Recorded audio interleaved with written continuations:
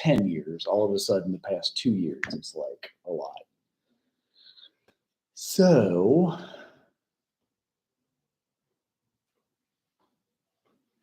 hello. Have you guys seen anybody who had passed in the past? Any family, any friends, any bad effects from it? There's also this. Right, yeah, so you've seen it too. This isn't filming very well. There we go. Okay. There was also then this president of Temple. There's this big university on the East Coast. It's called Temple. She also just literally maybe a week and a half ago kind of fell down and collapsed, and it was like heart attack. I don't know if they have many videos of it. But when I showed that on this YouTube channel, that's what happened. That's right. Now I need to send it out to the folks that are watching. Has anybody gotten COVID yet this year? Have you guys? That's good. Did you all have to get the shot to come here? Like, was that? So they quit that mandate finally. They made it 21, 22, and I feel like up until New Year's Eve, they made it a mandate that we all had to have it. And you could use a religious exemption, like say, there's aborted fetal tissue in this. I don't believe in abortion, so I don't want to get the shot. Like that was one way you could get around it. Did your all's high schools push it a lot, or like? Okay, so none of you had to get any of that. That's nice. Yeah. Unless if you wanted to get it. Anybody want to get it? I was like considering it, but I didn't because you're too healthy. Yeah. If you were like sick and dying of something, then maybe, but you're all too healthy. So I'm going to send out the new YouTube channel because it basically turned it off. Like I went in the other day, they're like, you no longer are allowed to do anything on this. Isn't that weird though? Like there's something, I don't know if the pharmaceutical companies pay them a bunch. Like why? There it is. Okay. So that should go to you guys via email and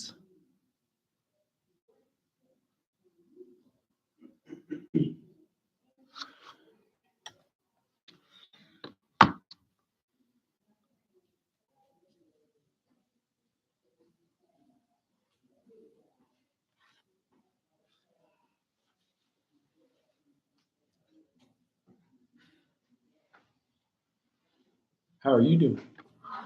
Good.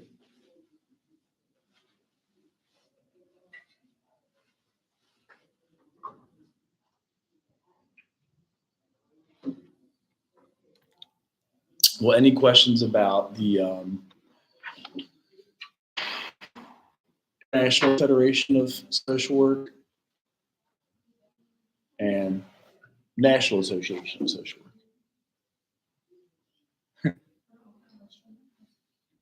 IFSW and NASW.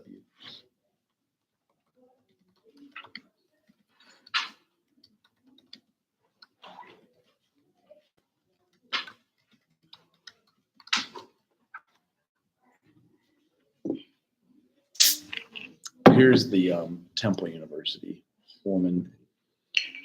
Well, this was random that she had paid.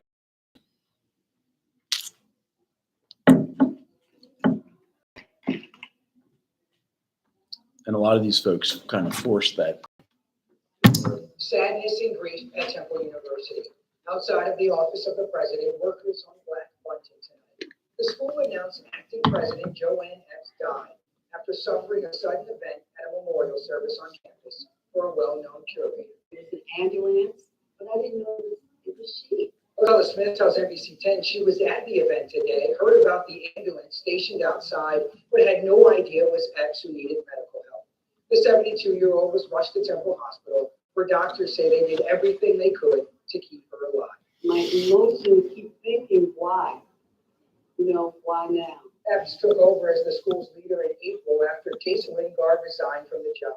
Her friends and colleagues say she was the calming force at a time when students demanded change. Epps stepped in after the shooting death of Temple officer Chris Fitzgerald, and his calls for better safety measures on campus grew louder. I think it was very different from Wingard. She had a lot warmer energy about her. I know a lot of people liked her. I know a lot of boards worked with her as a community. So it's not. With nearly 40 years at Temple in different jobs, Epps decided not to retire at the end of this year. Instead, she wanted to help bring the campus back together and bring her friends. In 5 months, they say job well done. I think there was a collective sigh when the board announced that Joanne Epps would be president. Hello. Everyone was thrilled. How are you guys? Good. We were talking about, so for whatever reason, my Dr. Trouth Central State YouTube channel got turned. I thought it was maybe because I showed a trailer of a movie called Died Suddenly. Either of you guys heard of the trailer to a movie called Died Suddenly? It's about the shot, as we all had to get it 3 years ago to come here, but apparently you guys didn't have to, right? Did you all have to get the shot? What's that? I don't think it's not required. It's not required anymore. Okay. And then this professor, well, now president, she died at Temple University. So that was some of the news that had come up. So just kind of digging in on that, trying to get my YouTube channel working for folks and send it out to you guys. Did you get a notification about the new channel yet? Did it send on announcements, email? I just sent it 3 minutes ago. So let me know if that's sent. Yep. Did it? Okay. And then, yeah, it looks like they just cut everything from me. I don't even know how to manage. Well, let's see here. Maybe they do have it under notifications. No. They have a studio where you put it in. So, beyond that, we have the next paper is on the International Federation of Social Work. And wanted to see if you guys had any questions about that.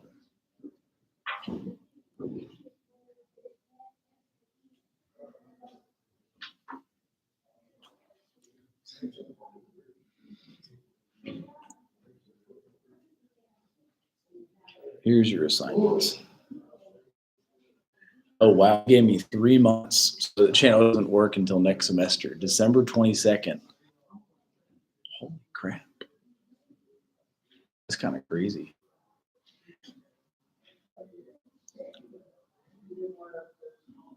And then they let you appeal, but then it rejects.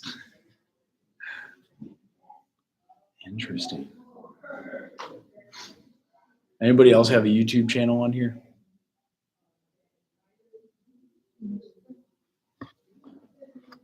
So YouTube doesn't allow content that poses a serious risk or egregious harm by spreading medical misinformation about currently administered vaccines that are approved and confirmed to be safe and effective by local health authorities and World Health Organization, the WHO.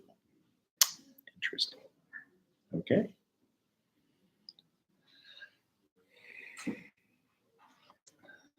Take a picture of that. All right, so here's your next paper, and then also the presentation. So we got the global social work paper. That one's due next week, and then the PowerPoint presentation you guys can start on. Here's what the instructions are again, and we can look those up together if you want. So investigate the International Federation of Social Work, IFSW, and the National Association, the NASW. And then write a research paper on these organizations.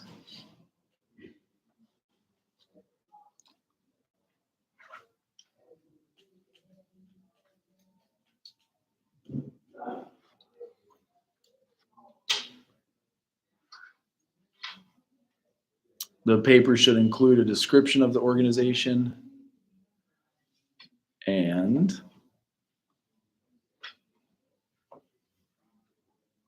the purpose and the mission. The paper should also include a variety of human rights issues being addressed by them. So on the International Federation of Social Work, there's also these you can do right after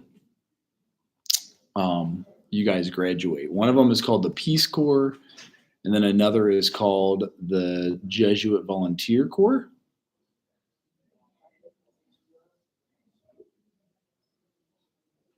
And there's some description, like they'll help forgive your student loans. Think about it now. The willingness of all Americans, men and women, young and old, serve in the Peace Corps, serve in all parts of the world, serve without pay, do jobs that most of them have never done before. One of the most encouraging manifestations of American spirit. Peace Corps gives us a chance to show a side of our country which is too often submerged. Our desire to live in peace, our desire to be of help. Today, hope endures. In fact, it's as strong as it was when we started our journey in 1961, maybe even stronger. Every day, Peace Corps volunteers and all of us who support them wake up and spend the day working hard to make the world a better place. The larger causes we serve are the farmers in Panama, businesswomen in Albania, students in Rwanda, environmentalists in Jamaica, healthcare workers in South Africa. Our work is manifested in them and the thousands and thousands of others we'll never meet. It's a two-way street. Or more accurately with Peace Corps, a two-way dirt road or footpath. And that volunteers venture to far-flung corners of the world and bring back to the United States after they serve more knowledge of, compassion for, and ability to ensure peace. They live it, know it, and never. So if you do a year or two after graduation, they'll forgive a chunk of your student It's the loans. first word of who we are. That our mission and goals haven't changed in nearly 60 years is rare, and so are we. The peace and freedom President Kennedy harnessed then continues now. That spirit still sparks our service. Who are we? We're the Peace Corps. I hope this spirit will grow, and hundreds of others of young Americans and older Americans go overseas to show our best side, show how much we desire to live at peace. There can be no greater service to our country. He was assassinated. Maybe you guys already know For that. real, be a member of the Peace Corps of the United States. I hope that you will join. Maybe because he was doing projects like this. Sometimes people don't like when we do stuff outside of the country and whatnot. Then you also have another International Federation of Social Work, the Jesuit Volunteer Corps. So this is good for your next paper. And they also kind of provide everything you need and will forgive a chunk of your loans. So some of these folks said, why quit my job and join the Jesuit Volunteer Corps? Most people have no clue that in 2023, the best way to make money on Amazon is not with physical product. Today on People of God, we are talking with my good friend, British Robinson, who is the president and CEO of the Barbara Bush Foundation. She also worked for the Jesuit Conference of Canada and the United States for several years and is beloved by many Jesuits and many Jesuit ministries. Welcome to Faith and Focus, British. Thanks, Father Jim. How are you today? I'm great. Good to see you, and thanks for joining us. British, You left a promising career in banking to work with the Jesuit Volunteer Corps. Can you tell us about your discernment and how that came to be? Sure. Well, it's an Banking. interesting, almost strange sort of process. I was about 3 to 4 years into my banking career, and I banking. just felt a pulling, a calling, almost drawing to something, and I didn't know why. And I kept thinking, I don't think this is what I'm supposed Do any of you guys want to go into banking? I guess you could be rich. to be doing. I think there's She something quit her else to banking life. job. And so I took some time off and had a bit of a sabbatical at the Eastern Shore of Maryland, and decided that that drawing and calling was drawing me something that I couldn't fully realize for probably decades later. And that really was to be of service. And as the Jesuits would say, to be on mission. And I entered the Jesuit Volunteer Corps and was a social worker for Catholic Charities in Mobile, Alabama. It changed my life. It was my big aha God moment. And then I understood what I was being called to. And that was really to serve the people of God in that setting, in that situation, learning all about affordable housing issues and welfare reform and healthcare reform and people living really in abject poverty in Mobile, Alabama. It really opened my eyes in such broad and deep ways that I think to this day still serves me in my new career. Was there some particular moment or Bible verse or something that stood out for you in terms of your discernment, in terms of that aha moment? In our house, we went to a sort of closing mass with my other 8 community members, and there was a flyer that someone handed us as we were leaving, a sort of picture, goodbye card, and it was Jeremiah 29. The plans I have for you are to prosper. And that really stuck in my mind that whatever I choose to do in service, that it was part of my journey, part of my life's work, if you will. Prospering means you can do other things. You don't have to just make money in banking. And those other things came fully into focus, I think no pun intended, after my tenure at the Jesuit Conference, working on refugee issues and other social concern issues through the policy lens. And then moving on from that, Jim, and going to the State Department, where I was really blessed to work on President Bush's HIV/AIDS global program called the President's Plan for HIV and AIDS. And that just set up a dynamic where I could really see what it meant to be on mission and see that in a global setting with those suffering from HIV and AIDS. You've had a really amazing career and have, so many more years ahead of you. And a lot of it turned on that discernment and the retreat and even that Bible verse. And I think a lot of people might ask, well, how do you know that that's God's voice, right? How do you know that those feelings of being drawn and the kind of insight you got from Jeremiah 29 are God's voice? What would you say to someone who says, how can I discern if that's really coming from God or if it's just in my mind? Right. That's an excellent question. I think, Jim, there is an utter and complete peace that comes over you. So I talked about that pulling, that kind of almost angst, that uncomfortableness. All of that goes away. I believe when you are fully living out your purpose, your life's purpose, it's part of who you are. It's part of who I am. It sits at the core of my being, and there's a comfort that I feel every day, knowing that I've answered my call. Well, that's great. So it's not just the kind of feeling sort of spiritually, it's also intellectually knowing that you are fulfilling your talents. British, I want to thank you for sharing your faith life with us, and thanks for all your great service to the Jesuits and the people of God. Thanks, Jim. Great to be with you. So she did Jesuit. To share about how God has touched your They have those both local and international. So here's another one about the JVC, and it's probably more international. It's going to be easy, and there's going to be moments where things feel really dark, but that makes it transformational. In a way that is unlike anything that at least I'd experienced.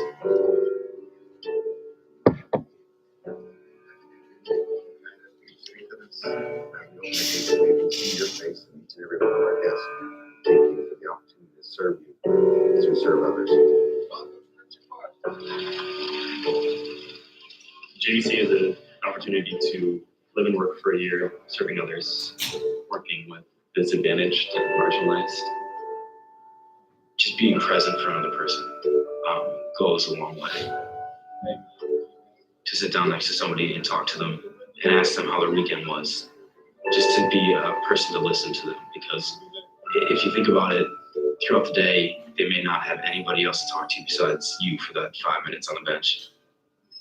Being open, there's a vulnerability to it because you have to care for somebody other than yourself. And if you put yourself out there, you'll receive a lot. Living in community with the other JVs, you go through a lot throughout the year together. Talking about it really helps. I live in a house with 6 other JVs. Community is a huge part of JVC.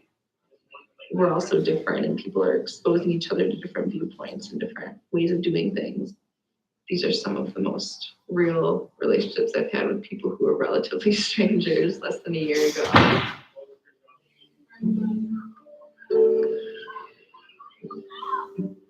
volunteer at the Mustard Seed School, a school for kids that are homeless or in transition. The whole point of it is to provide them a stable environment that they can be themselves. Because, you know, they're moving from motel to motel, shelter to shelter. The consistency of seeing them every day, being there for them every day is huge to them. What I love the most is, you know, just being able to go to the playground and see the kids acting like kids, because despite all that they're going through, they're being exactly like they should be. They're laughing, screaming, and enjoying themselves and having fun. When I first started working at Friendship Park, I was always really self-conscious. I just didn't think that I, as a young person, had much to offer to these people who've been through so much. It has been amazing to form actual friendships with people I never would have met or known otherwise. I didn't think I could actually care for strangers as much as I found that I've been able to. You hear a lot in JVC about finding God in the places. If anything, it's kind of grown to me in a sense of anything that really affects me, anything that really makes me think. JVC is a chance to push yourself out of your comfort zone. You see things that you probably never would see, and feel things you probably never feel. And you learn a lot from your challenge itself, and find out who you really are and what you have to here.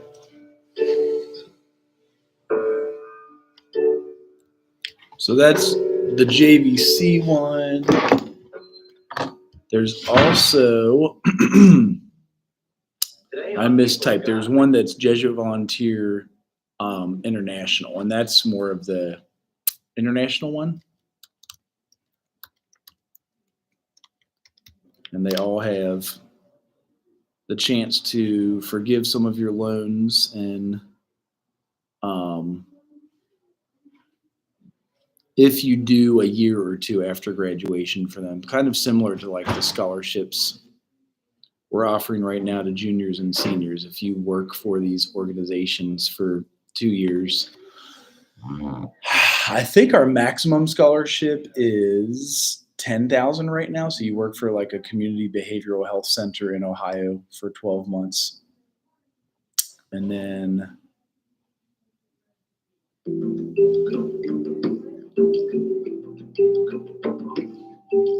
this is some of the work that they do.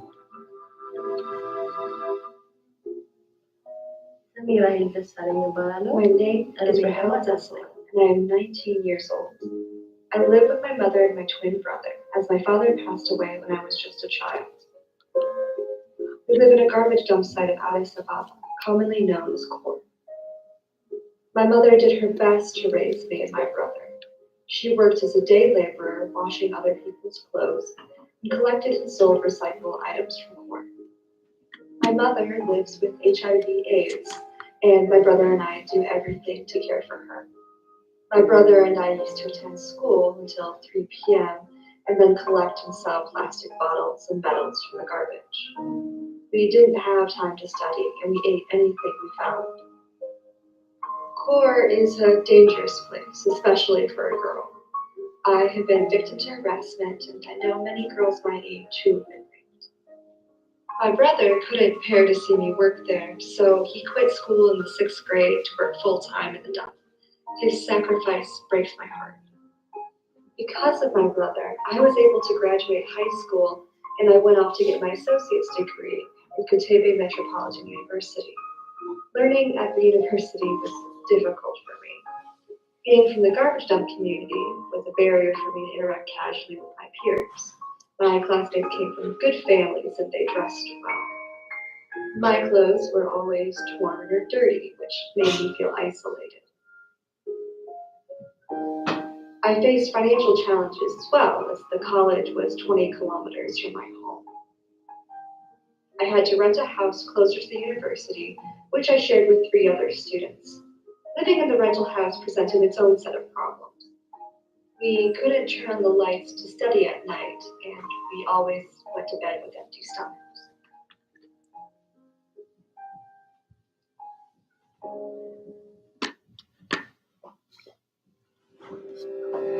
But my life started a new chapter in 2017 when International Samaritan found me and changed my life.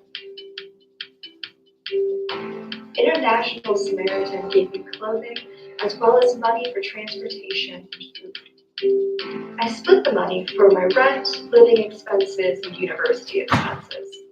Now I have an English tutor, plenty of books to read, and even training on interpersonal communication.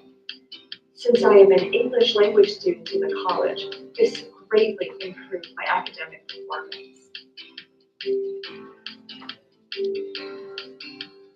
I love reading fiction books and discussing them afterwards with my tutor.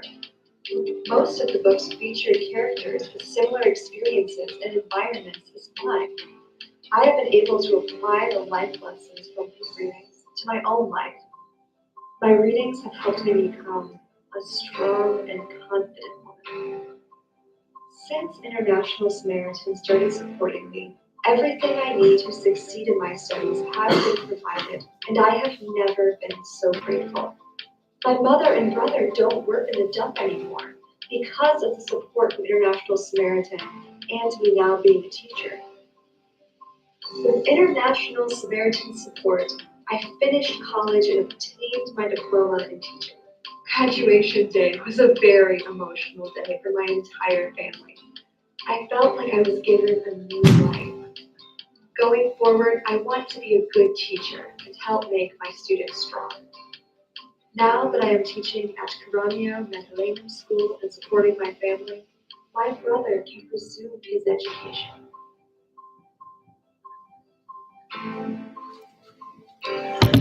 Have you guys seen some of the dumps folks live at or know why in other countries they live at dumps? Thank you, International Samaritan, for So that's another international one. Like why folks live on the trash dump.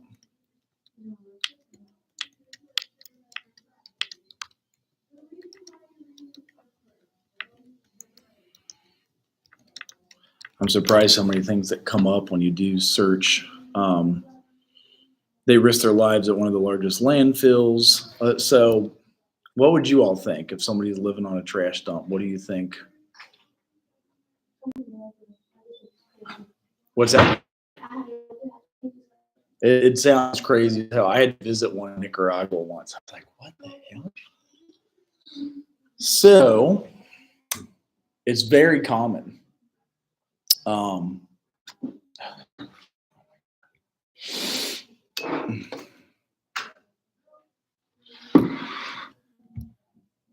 And it's mostly to do with basic resources. Like it never made sense to me. When I visited, it made a little bit more sense.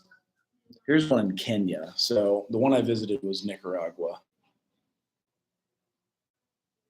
But it has a lot to do with resources. Like, you do not realize the power of just talking to somebody, just getting what is in your head out. And now they have therapy online. I forgot. So here you go. Running by.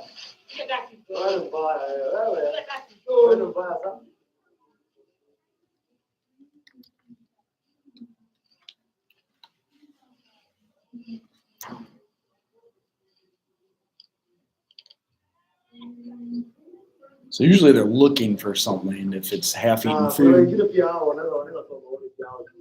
Wana kanzia kila mtu yani akushughulizake huko anajua kiatu. Ukweli.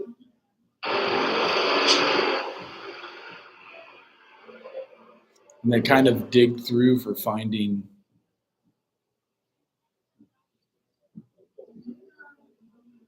food or clothing. I always was confused by it, like in Nicaragua. Like that was one of the things we didn't visit. Then here's where a lot of orphans do it too, because that's where they find their food. And it just blew my mind, like being able to. In the fresh pickings at the next top garbage dump in Thailand. Hello. Kinzor Lin is one of 300 refugees from Myanmar, formerly Burma, who literally live off other people's rubbish. A 7-year-old scavenging in the searing heat and the nauseating smell. He says he collects bottles and plastics for 3 cents a sack. He shows his feet, which are filthy and cut. He doesn't have shoes and so walks barefoot amid this dangerous, fetid landscape. Kinzor Lin lives here, an orphan adopted by a family when he was just a few months old. His adopted mother explains she brought Kinzor Lin here from Myanmar as a baby seeking a better life. Incredibly, she says this is an improvement. Does she think she will ever get out of this garbage dump? I don't know. Never. Most people live on less than $1 a day at the dump and eat scavenged food from the garbage. This man is frying chicken bones thrown away by someone else.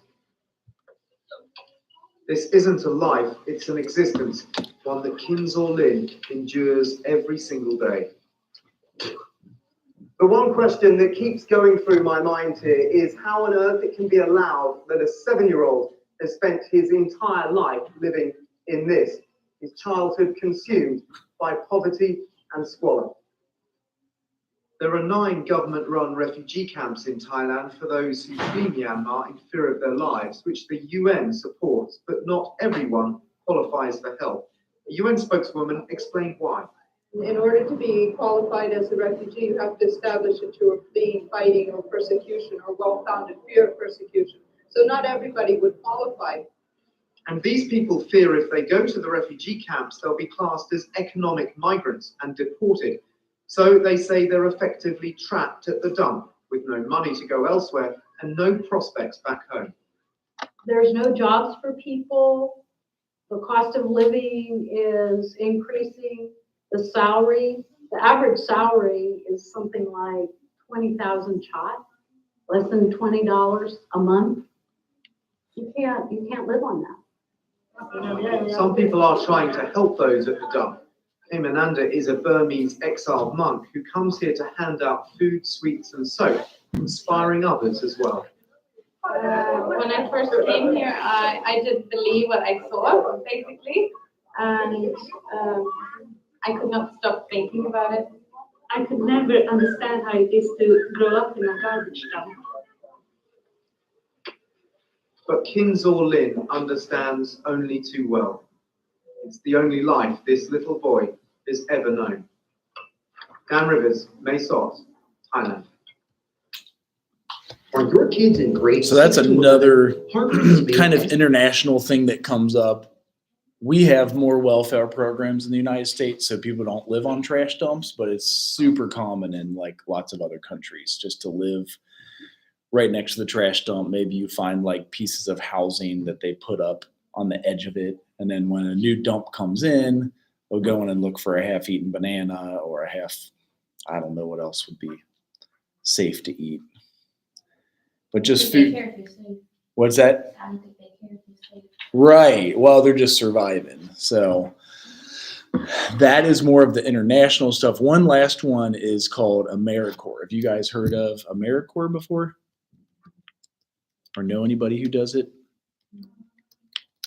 It's another one that if you do a couple years, they will forgive your student loans and like a chunk of your student loans. So, oh, there's a recruitment video that might be better than this one, but I want to watch this one. A lot of times the cartoon ones are nice. AmeriCorps. Well, you've come to the right place because we're here to help. First off, let's clear up one thing right away. You might be wondering how to say or spell AmeriCorps. Sometimes people pronounce the P, but don't make that same mistake. AmeriCorps is alive and well, just spelled with a silent P. So think of Apple Corps or Core of the Earth. Now that we have that clear, what exactly is AmeriCorps anyways? AmeriCorps is simply Americans of all ages and backgrounds dedicating their time and skills to get things done. There we go. So how does AmeriCorps get things done? More than 80,000 Americans across the country join AmeriCorps each year, and all of them are tackling different problems in different ways. For example, AmeriCorps members help families attain affordable homes. They mentor students so that they stay in school. Perhaps there's a tornado, a flood, a forest fire, or a hurricane. AmeriCorps members also help communities recover from disasters. There's so many more things that AmeriCorps members do. But if we said it all, we'd be here all day. Why do we call them members, you ask? AmeriCorps members spend anywhere from 3 months to a year dedicating their time and skills to serve. They can volunteer with nonprofits, schools, public agencies, and community and faith-based organizations. And in case you're wondering, there are a few perks AmeriCorps members get, including money to pay for college, student loan deferment, training, living allowance, right? All right. What's the purpose of AmeriCorps? Like the military or the Peace Corps, AmeriCorps is a way to serve your country. AmeriCorps members make Americans safer, stronger, and healthier, and they strengthen our communities. But above all, AmeriCorps members get things done. That's it. That's what AmeriCorps is. Learn more about AmeriCorps at AmeriCorps.gov. So that's more of a local one, and a lot of social workers get involved in AmeriCorps. Here's one of the recruitment videos. A lot of social workers do this before they Hello, get their my license. name is Olivia, and I am a current VISTA leader with Wichita State University's AmeriCorps program. Hello. I am here to tell you a little bit more about our program and our opportunities. What is AmeriCorps? The AmeriCorps program is the domestic equivalent to the Peace Corps. Members in our program serve at nonprofits in Wichita and across the state of Kansas. There are Here's the several song. model shooting programs that WSU offers too. The AmeriCorps State and AmeriCorps Thank Vista. This is a great opportunity if you want to serve your community, are interested in nonprofit work, need experience or training, or you want to meet people who share your same passion. This graph shows the differences between the programs we offer. AmeriCorps State members do direct service. Activities include tutoring So children. they do get paid, and you could do it for a summer internship. Some of you are Part-time. asking. The living allowance is $4,500, and your end of service option is an education award. AmeriCorps Vista members do indirect service. This includes things like recruiting volunteers and conducting research. This is full-time for 1 year, and the living allowance is $15,000. At the end of your service, you can select an education award or a cash stipend. Summer Vistas do direct and indirect service. Activities include planting and harvesting a garden or sorting food. This is full-time for 9 weeks, usually during the summer. The living allowance is $2,300. And at the end of your service, you can select between an educational award or a cash stipend. At WSU, our Vista opportunities include service areas such as outreach marketing, volunteer recruitment, program development, fundraising, and economic development. This summer, we have 7 summer Vista service opportunities, and this service runs from May 31st to August 2nd. So there's a summer internship, like they mentioned. First opportunities include service areas such as gardening and youth development. If you are interested, you can go to my.americorps.gov and apply today. For questions relating to Vista service, please contact Rachel Holland. Questions relating to summer or state service, please contact Elizabeth Weiner. Thanks. So a lot of major cities have them. You could do your summer internship through them, and then one of the local social work chapters people get involved with. So for for your paper that's coming up. Hello. How are you? You should invite him to our class. Y'all miss me? We did. I knew it. Yeah. Y'all miss me? Yeah. 2 weeks, no me. Right? I was in the hospital. I got my after letter for you. Why? I got autism in my stomach. And then they removed my gallbladder. And I guess I would have that's what it is. I would have told you that I got mine removed 2 years ago. Damn. Gallbladder, like you can't sit down. And it hurts. Like that one. What causes it? Is it from like can you blame it on the vaccine or something? No, I could blame it on weed, but I don't know where like those people there. Well, don't people use weed for painkillers now? Like instead of taking painkillers, you just smoke a blunt? Yeah, but like I can't do that. You just have to watch what you eat now. Okay. Yeah, I can't eat certain shit. Right. You get your gallbladder removed. You can't really eat a lot of beef and pork, a lot of grease anymore because Really? your stomach will like it feels like somebody stabbing you, or because Really? your stomach will like it feels like somebody stabbing you, or you have back. Were you guys all registered to vote here in Ohio? Yeah. Hey, so I got a question. Yes. On this Biden paper, That's a big one. okay, wait, where your office hours? Because I need some understanding on that. 'Cause I was in a hospital and I really didn't understand. Yeah, so for that paper, folks, look up the NASW Code of Ethics, and I'll keep it open for you so you can turn it in. You look up an ethic that you think is easy as a social worker, you'll be able to naturally, and then look up one that you think might challenge you. A lot of people say confidentiality makes sense. As a social work counselor, I would want to keep my client's stuff confidential.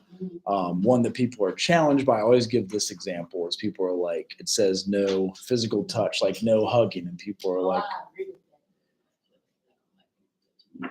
so that could be one you agree with then. So maybe you just do the fist bump, or like I don't even shake hands. I do the fist bump. And we went through, so you can look it up on, because this is the next paper and that's not due until next week anyway, but you just would do NASW Code of Ethics. Okay. Oh, can I turn it in tonight? Sure. Okay. I'll keep it open. If you guys are missing anything, I'll keep those open. Here's the Code of Ethics. How many how much credit is I gonna get taken out for you? Usually it's just like a small 10% fee for late. So you'll be fine. So my reading teacher told me. So They kill you? No, he's actually cool. He's cool about it? Yeah, he let me get catch up. I'm not gonna out. Right. So with that 10% being taken out, my doctor's note don't, cause my. The doctor's note would work too. All right. Yeah. You get to sit in that right now. That works. And then here's your Code of Ethics, and then you can go through every single one of these and pick one. Like, I agree with that. Your ethical responsibility to clients. Or like, that looks like it would be hard. Somewhat like a big one is like, as social workers, we can't have a relationship with our clients ever. Now, as a doctor, it might be 5 years. As a lawyer, it might be 3 to 5 years. But as a social worker, because we work with the mental health of people, they say never. Like, don't mess with your clients. It's just as simple as that. So that one will stay open. Here is the paper due on, well, it's due in October. That sounds like a long time away, right? Right there. It's like 10 days, right? Is that 10 days from now? Yeah. So it's next week, and there's still 10 days, and it's the global social work paper. So we went through global international jobs and then local national jobs. The coolest part on this paper for me is this right here, where it says, look up how much they will pay you, because you guys get to know how much you'll be paid as a social worker. How much do you all think you would get paid as a social worker? What would you like to get paid as a social worker? You gotta get paid like 14.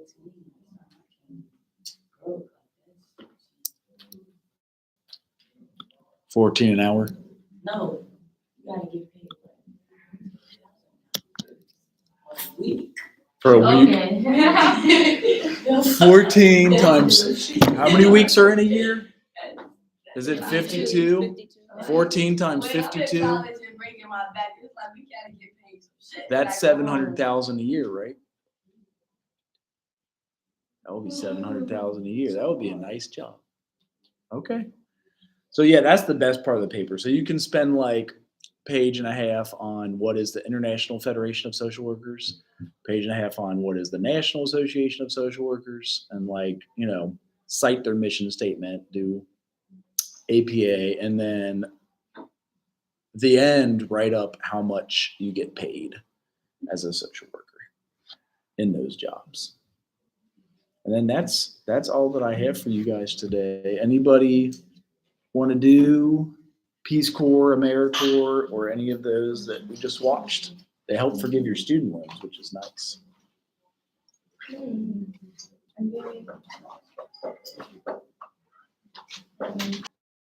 Right. Yes.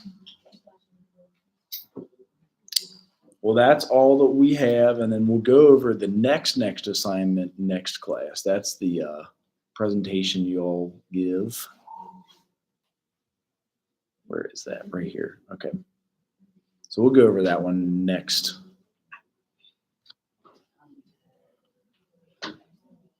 So you all have a good middle of the week, and then we'll see you Thursday. I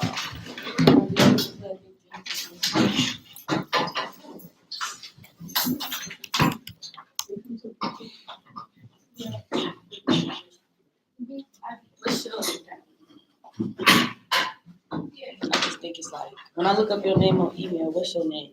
Oh, it's just J Trouth. So JTR.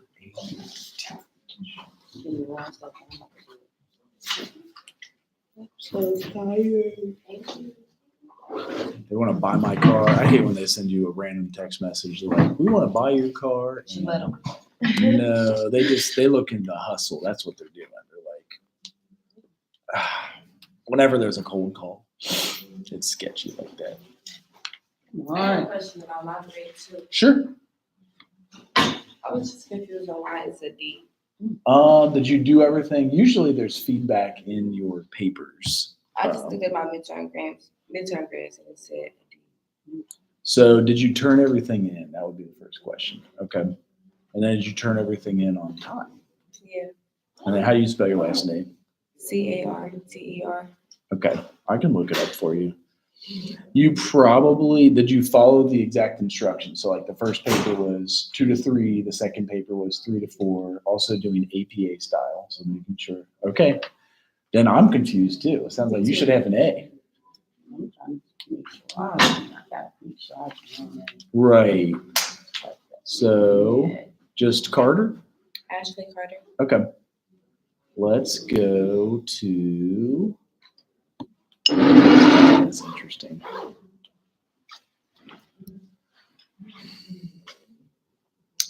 Looks like, I don't care. oh, there was, yeah, the first paper. Usually when I put a 1 out of 200 on a paper, it means it's not opening for me.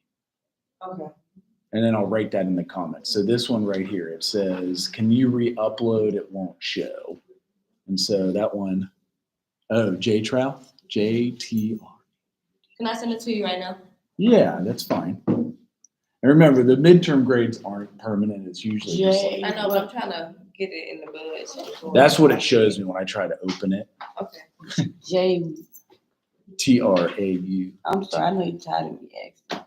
It's I just okay. didn't hear you. That's all right. Justin. Oh, John Trouth. So it should be JT. Bro, I'm getting mad. This thing's stupid. Go back like 2. I saw it for a second. It was orange. No, JTRAUTH.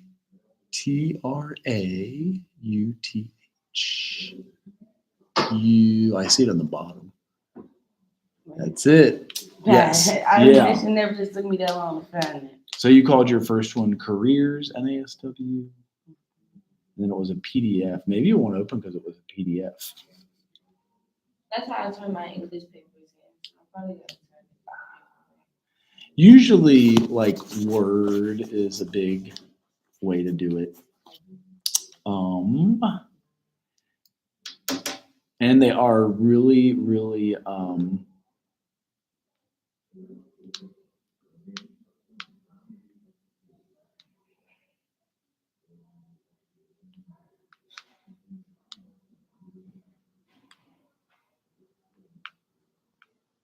because on the second one you seem to do fine. Like that was an A.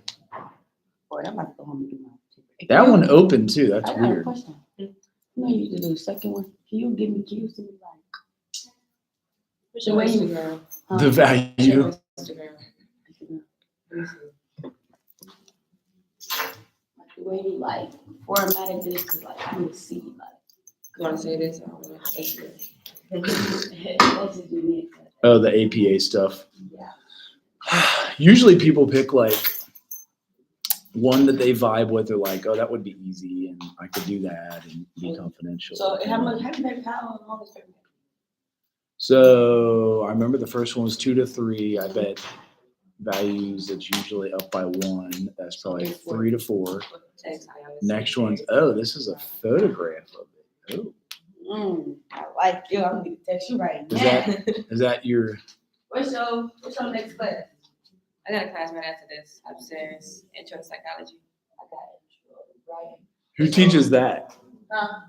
My teacher, right? Yeah. Holmes. Who teaches? Like I don't know his name. Omesh, a little short I Indian think so, dude. yeah. He has an just Indian little. accent, No, he don't though. or is it Edison? Dr. Edison Perdomo. It ain't that either. Let me see. Little. know he talks Is he the black most. or brown Indian? Like He's a like short white guy. Hey, do you know how to do math good? I don't got a math class yet. Everybody be saying them hard though. Hard. I'm scared for that one. I'm so happy I ain't got one yet. So yeah, these are Alright, you let me guys. see that. What's your next class after that? That's it. Text me after that. Text you. All right. Back. I need that. Okay.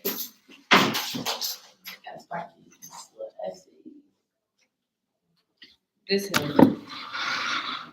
Oh, that's intro to sociology, probably. Does Yeah. he teach intro to psych? Okay, he teaches intro to sociology. He is a little guy too. All of our teachers are little guys, aren't they? It's so tiny. All of them are fucking small. It's kind of funny. This is the. So your value one opened up just fine. It's just this one that didn't. This is this first one. And then, I did with it in Google Docs. Is that why it could be a problem?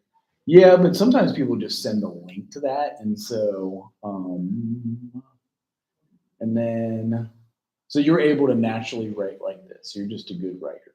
Yeah, my sister just graduated from here, so she helped me with it too. That's how you do it. You're using all her old papers, aren't you? No, sometimes I just like go because she did sociology, I think. Oh, okay. Interesting. Okay. Yeah, if you emailed that, then you should be okay. So it's 1 because like I couldn't open it. So every time I'll try to open it, it'll be like, sorry, this won't open for you. Okay. So I was just making sure that they were going on time and stuff like that. 'Cause right. It looks that's like my you main thing, got to it. make sure they get in on time. Right. And then again, a lot of these are simple and easy and kind of like personal papers. So like the first one's like, why the heck do you want to do social work? And you did fine with that. Second one's like our code of ethics. How you going to handle that is we've got that the rest of our lives. The third one is like, what jobs do you want? Do you want to go international or do you want to stay local? Like what city are you from? And then when I was in high school, it was like a childhood early education because at one point I wanted to be a teacher. Mm-hmm. So when I did that, I had drifted off into social work. So I had to interview principals. I had to shadow them. So this is really like a paper from high school that I just made. Oh, okay. Right. And it is always good to add new experience, you know what I mean? Because they do say, have you ever heard people, actually, I'm about to call this lady back. She'll say, you plagiarized yourself. I'm like, how the hell do you plagiarize yourself? She's like, you can't use the same thing for the next class. I just remind people because some teachers are hard asses. Like, it somehow showed up in the internet that it was turned in somewhere before. Like if you guys had a submission in high school, yeah.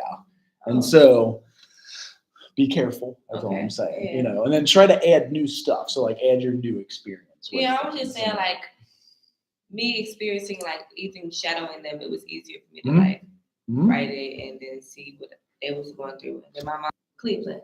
Okay, yeah. I feel would I have ever had your sister? I guess. What?